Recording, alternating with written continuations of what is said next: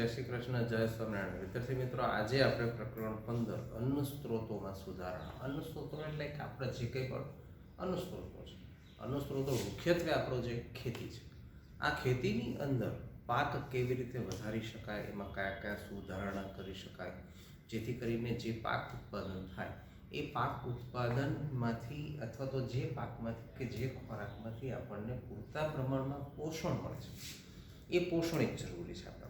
બીજું કે જે લોકો ખેતી કરે છે, તો ખેતી કરવાવાળાને પણ પોતાના માટે આર્થિક જરૂરિયાતો છે. એ ઉપરાંત ખેતી કરે છે એ લોકો તો ખરા, પણ એ સિવાય બીજા જે ખેતી નથી કરતા એને પણ પૂરતા પ્રમાણમાં અનાજ મળી રહે. તો એના માટે પાક ઉત્પાદન સુધારણાના મુખ્ય હેતુઓ જોવા જઈએ તો એક તો અનાજ જે મળે એ અનાજ પૂર્ણપણે પોષણક્ષમ હોવું જોઈએ. એ ઉપરાંત અનાજ છે એ પૂર્ણપણે પોષણક્ષમ એટલે કે સારી ગુણવત્તાવાળું હોવું જોઈએ. સાથે સાથે એમાં ઉત્પાદનમાં વધારો પણ થવો જોઈએ. એટલે કે ઘણી વખત એવું થાય કે જમીન ખરાબ હોય, અથવા તો પાણી ન મળતું હોય, અથવા તો કોઈ બીજી રીતે ખેતી કરતા હોય, તેમાં પાક ઉત્પાદન ગુણવત્તાવાળું થાય પણ ઉત્પાદન ઝાઝું ન મળે, તો એ બધા લોકોને અનાજ પૂરું ન પાડી શકાય.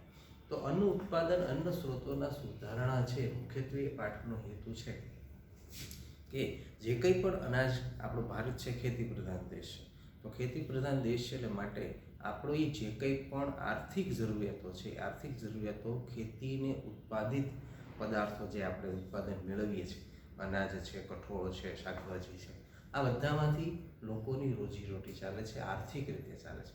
એ ઉપરાંત એ લોકો પશુપાલન કરતા હોય છે. આ પશુપાલનની અંદર દૂધ છે, ગાય દૂધ છે વેચી અને એમાંથી પૈસા કમાતા હોય છે. ગાય દૂધ વેચે એટલે દૂધ વેચે તો બીજા લોકોને પોષણક્ષમ આહાર પ્રાપ્ત થાય અને એમની આર્થિક જરૂરિયાતો, ખેડૂતોની આર્થિક જરૂરિયાતો પૂરી થાય.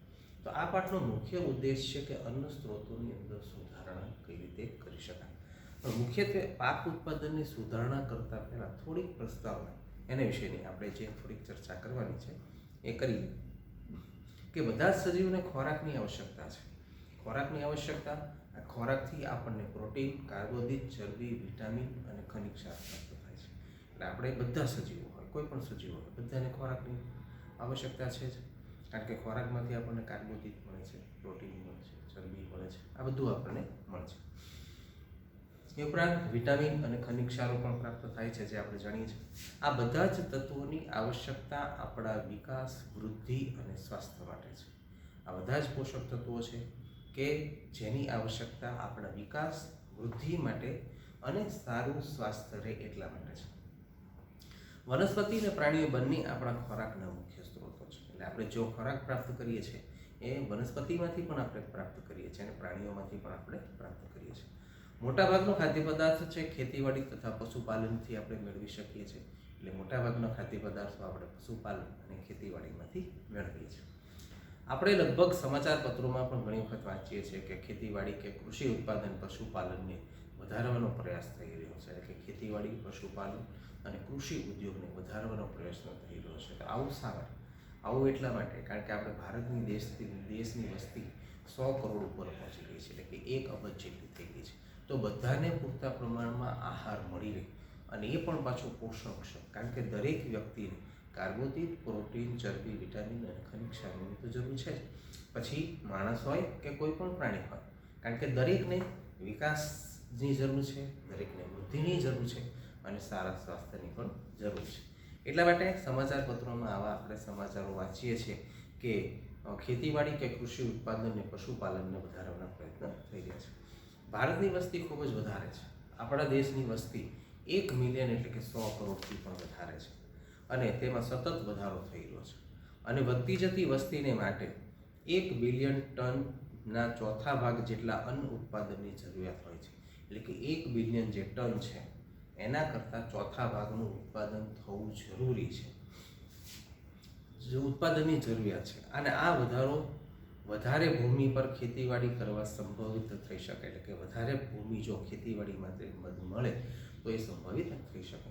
પરંતુ ભારતમાં પહેલેથી જ ઘણા બધા સ્થળો પર ખેતી થઈ રહી છે.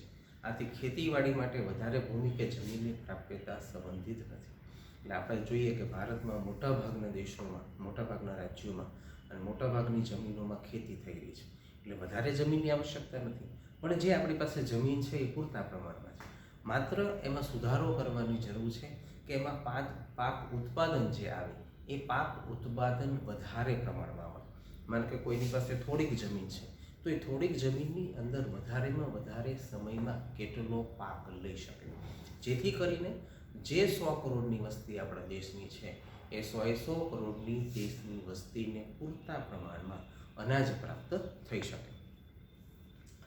પરંતુ ભારતમાં પહેલેથી જ ઘણા બધા સ્થળો પર ખેતી થઈ રહી છે, આથી ખેતીવાડી માટે વધારે ભૂમિ કે જમીનની પ્રાપ્યતા સંભવિત નથી. એટલા માટે પાક અને પશુધનના ઉત્પાદનની ક્ષમતામાં વધારો કરવો આવશ્યકતા છે. એટલે કે આપણી પાસે જે જમીન છે એ પૂરતા પ્રમાણમાં છે. જો એમાં સુધારો લાવવો હોય તો જે કંઈ પણ પાક છે કે પશુધન છે એ પશુધનની ઉત્પાદન ક્ષમતામાં વધારો કરવો જરૂરી છે.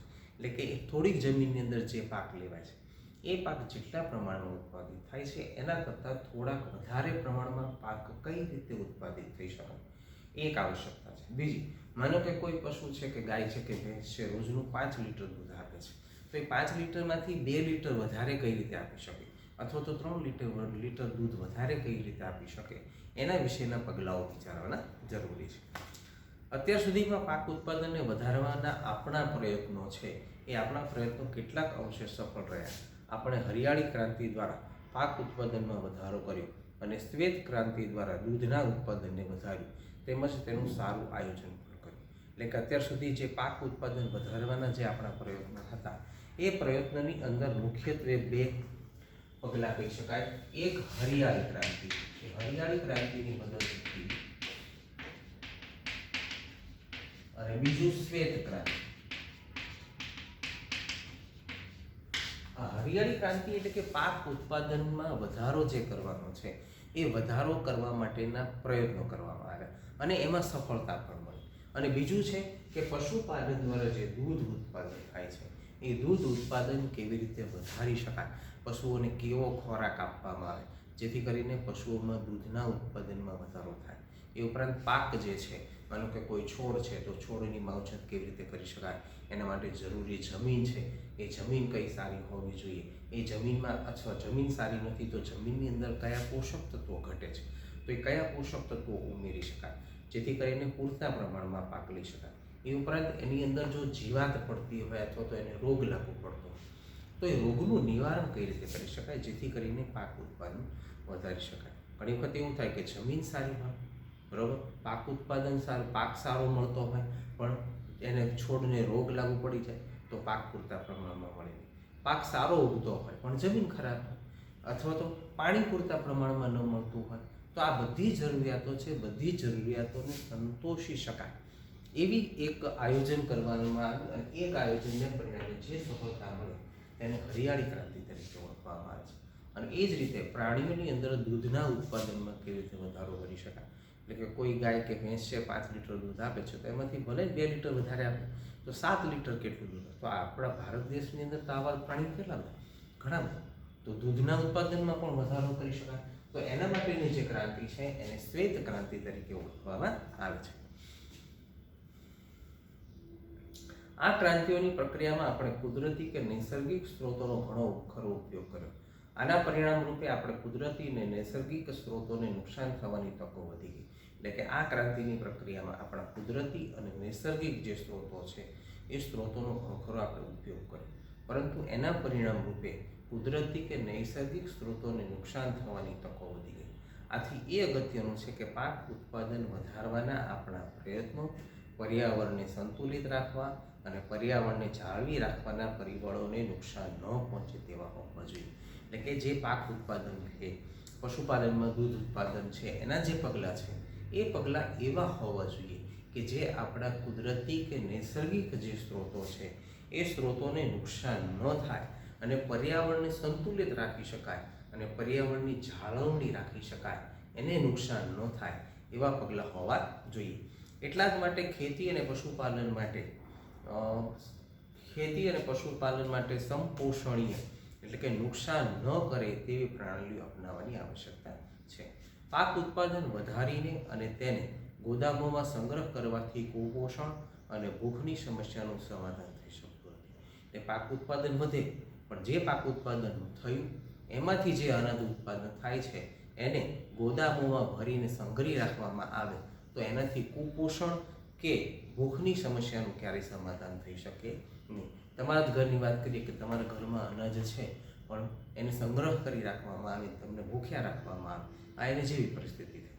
એટલે આપણા દેશની અંદર અનાજ ઉત્પાદન ખૂબ જ થાય છે, પણ જે અનાજ ઉત્પાદન થાય છે એનો સંગ્રહ કરવામાં આવે છે, અને જ્યાં સંગ્રહ કરવામાં આવે છે તે અનાજ પુષ્કળ પ્રમાણમાં બગડતું હોય છે, પરિણામે લોકોને ખાવા જેટલું મળી રહેતું નથી.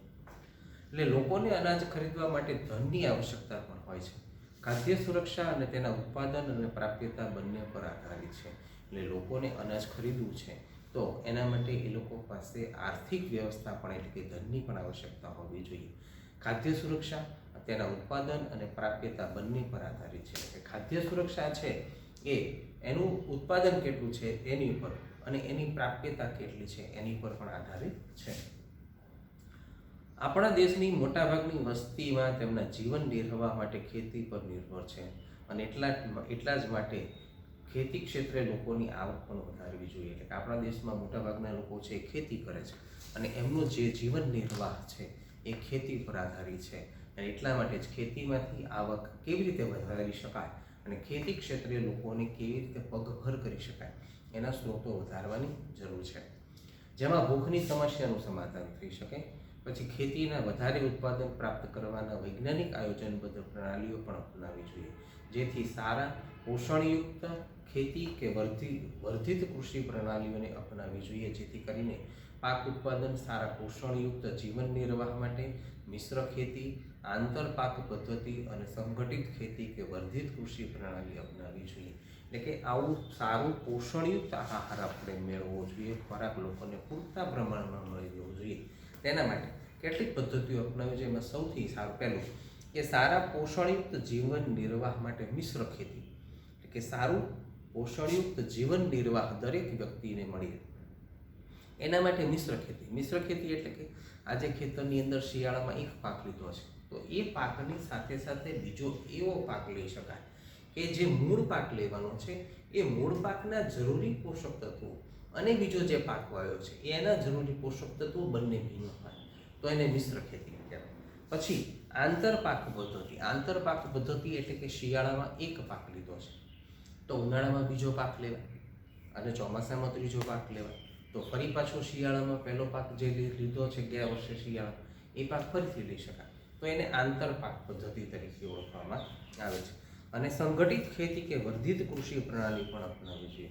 એની અંદર સંગઠિત ખેતી પદ્ધતિ એટલે કે માનો કે શિયાળાની અંદર આંતરપાક પદ્ધતિ તમે વાપરો છો, બરાબર. શિયાળાની અંદર તમે ઉનાળામાં ઘઉં વાવો, શિયાળામાં મગફળી વાવો, ચોમાસામાં કંઈક બીજું વાવો, તો શિયાળાની અંદર જે તમે મગફળી વાવો છો કે બીજું કંઈ વાવો છો એની સાથે સાથે બીજો એવો કયો પાક લઈ શકાય કે જેથી કરીને જમીનના પોષક તત્વો બંને છોડ માટે પૂરતા પ્રમાણમાં મળે.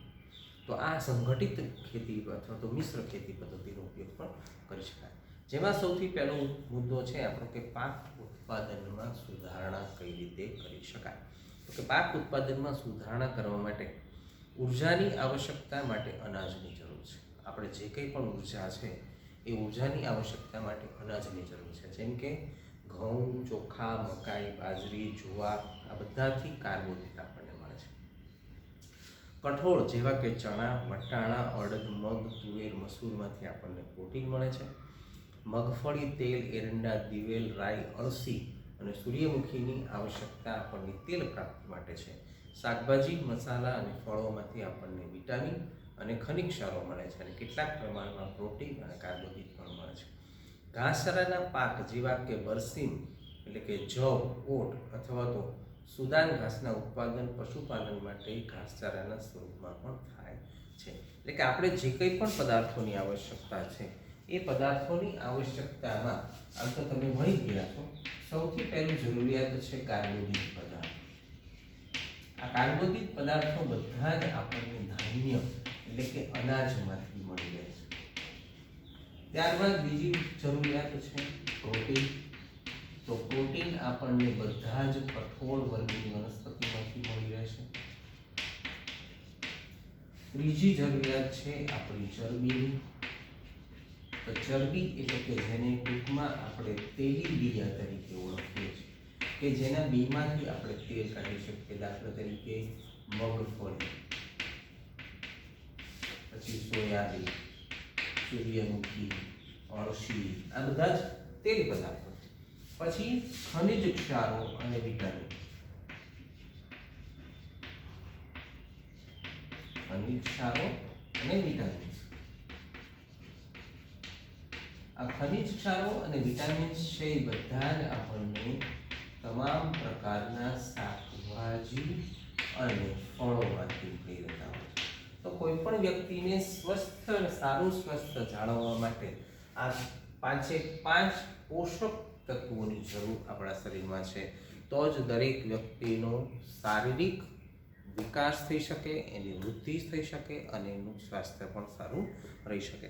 એ ઉપરાંત પ્રાણીઓની માટે પણ ઘાસચારાના પાક જેવા કે જવ, બરસીમ, જવ એટલે કે ઓટ અથવા તો સુદાન ઘાસના ઉત્પાદન પશુપાલન માટે ઘાસચારામાં આવા સ્વરૂપમાં પણ મેળવી શકાય છે. એટલે કે પશુઓને જે કંઈ પણ ઘાસચારો જરૂરી છે એ ઘાસચારામાં પણ સારી ગુણવત્તા અને ઉત્પાદન ક્ષમતા અને પોષણક્ષમ પશુઓને પણ મળી રહે, જેથી કરીને એનું દૂધ ઉત્પાદન વધારી શકાય. એના માટે પણ જરૂરી છે. વિવિધ પાક માટે વિભિન્ન આબોહવા સંબંધી પરિસ્થિતિઓ, તાપમાન અને પ્રકાશ અવધિની પણ આવશ્યકતા છે. એટલે વિવિધ પાક લેવા છે તો વિવિધ પાક માટે વિભિન્ન આબોહવા સંબંધી, એટલે કે જે પાક લેવો છે એ પાકની કેવી આબોહવા છે. દાખલા તરીકે કોઈ એક પાક છે તો એને તમે શિયાળામાં જ ઉગાડી શકો, પછી ઉનાળામાં ન ઉગાડી શકાય, તો એ આબોહવા સંબંધી થઈ. પછી પરિસ્થિતિ પણ એ જ થઈ, તાપમાન કેવું છે અને પ્રકાશ અવધિ કેવી છે, એટલે કે કેટલા પ્રમાણમાં એને સૂર્યપ્રકાશ મળી રહે તો એમાં સારો વિકાસ અને વૃદ્ધિ થઈ શકે. હવે માનો કે ઉનાળામાં જે પાક લેવાનો છે તમે શિયાળામાં લ્યો તો શિયાળામાં પૂરતા પ્રમાણમાં એને પ્રકાશ ન મળી તો જેટલી વિકાસ અને વૃદ્ધિ એ છોડની થવી જોઈએ એટલી વિકાસ અને વૃદ્ધિ થઈ શકે નહીં. આ પ્રકાશ અવધિ શબ્દ સમજી શકાય છે. જેથી તેઓની સીધી રીતે વૃદ્ધિ પામી શકે, તેઓ પોતાનું જીવનચક્ર પૂરું કરે અને પ્રકાશ અવધિ સૂર્યપ્રકાશના સમયગાળાને સંબંધિત હોય છે. પુષ્પસર્જન અને વૃદ્ધિ સૂર્યપ્રકાશ ઉપર આધારિત હોય છે. એટલે કે કોઈ પણ વનસ્પતિ છે એ સારી રીતે વૃદ્ધિ કરી શકે, વૃદ્ધિ પામી શકે અને તેનું જીવનચક્ર પૂર્ણ કરી શકે તેના માટે તે પ્રકાશ અવધિ એટલે કે સૂર્યપ્રકાશના સમયગાળા ઉપર આધારિત છે. એટલે કે સૂર્યપ્રકાશ છે એને કેટલા સમયમાં મળે છે. શિયાળામાં સૂર્યપ્રકાશનો સમયગાળો ઓછો છે, ઉનાળામાં સૂર્યપ્રકાશનો સમયગાળો વધારે છે, ચોમાસામાં પણ સૂર્યપ્રકાશનો સમયગાળો ઓછો છે. તો દરેક છોડને પ્રકાશ અવધિની આવશ્યકતા જુદી જુદી હોય છે. જો એને પૂરતા પ્રમાણમાં પ્રકાશ મળી રહે તો એનું જીવનચક્ર છે સારી રીતે પૂર્ણ કરી શકે. એ ઉપરાંત પુષ્પ ઉત્સર્જન એટલે કે એમાંથી જે પુષ્પ ખીલે છે એ પુષ્પ ઉત્સર્જન માટે એને પુષ્પ સર્જન માટે અને એની વૃદ્ધિ માટે પણ સૂર્યપ્રકાશ પર આધારિત છે. જેમ કે આપણે બધા જાણીએ છીએ કે વનસ્પતિઓ સૂર્યપ્રકાશના પ્રકાશ સંશ્લેષણ દ્વારા પોતાનો ખોરાક બનાવે છે અને કેળમાંના કેટલાક એવા પણ પાક છે જે આપણને વર્ષા ઋતુમાં પણ ઉગાડી શકીએ છીએ, તેને ખરીફ પાક તરીકે ઓળખાય છે અને જેની ખેતી જૂનથી શરૂઆત થઈ ઓક્ટોબર મહિના સુધી થાય છે. અને કેટલાક પાકો આપણે શિયાળાની ઋતુમાં ઉગાડાય છે જેને આપણે નવેમ્બરથી એપ્રિલ માસ સુધીમાં મહિનામાં ઉગાડી શકાય છે. અને આ પાકને આપણે રવિ પાક તરીકે ઓળખીએ છીએ, જેમાં ડાંગર, સોયાબીન, તુવેર, મકાઈ, કપાસ, મગ અને અડદ છે એ બધા ખરીફ પાકો છે. અને ઘઉં, ચણા, વટાણા, રાઈ અને અળસી છે એ રવિ પાક તરીકે ઓળખવામાં આવે છે. એટલે કે આપણે ખરીફ પાક અને રવિ પાક. ખરીફ પાક એટલે કે વર્ષા ઋતુની અંદર જે પાક ઉગાડીએ છીએ કે જેની શરૂઆત જૂન મહિનાથી ઓક્ટોબર સુધીમાં હોય, આ બધા વર્ષા ઋતુમાં માટે ખરીફ પાક. અને શિયાળાની સિઝનમાં એટલે કે નવેમ્બરથી એપ્રિલ મહિના સુધીમાં જે પાકો ઉગાડાય છે એ બધા પાકોને આપણે રવિ પાક તરીકે ઓળખીએ છીએ. એટલે કે રવિ પાક અને ખરીફ પાક એટલા માટે છે કે સૂર્યપ્રકાશની જે અવધિ છે, જે પૂરતા પ્રમાણમાં વનસ્પતિને સૂર્યપ્રકાશ મળી રહેવો જોઈએ એટલા પૂરતા પ્રમાણમાં સૂર્યપ્રકાશ એને મળી રહે એને આધારિત આપણે ખરીફ પાક અને રવિ પાક જે પ્રકાશ અવધિ ઉપર આધારિત પાકો છે માટે એને ખરીફ પાક અને રવિ પાક તરીકે આપણે ઓળખીએ છીએ. જેના ઉદાહરણો તમે 8મા ધોરણમાં પણ ભણી ગયા છો અને આ પાઠમાં પણ તમારી પાસે ઉદાહરણો છે. ઓકે વિદ્યાર્થી મિત્રો, તો આ ટોપિક અહીંયા આપણે પૂર્ણ કરીએ. નેક્સ્ટ લેક્ચરની અંદર આગળના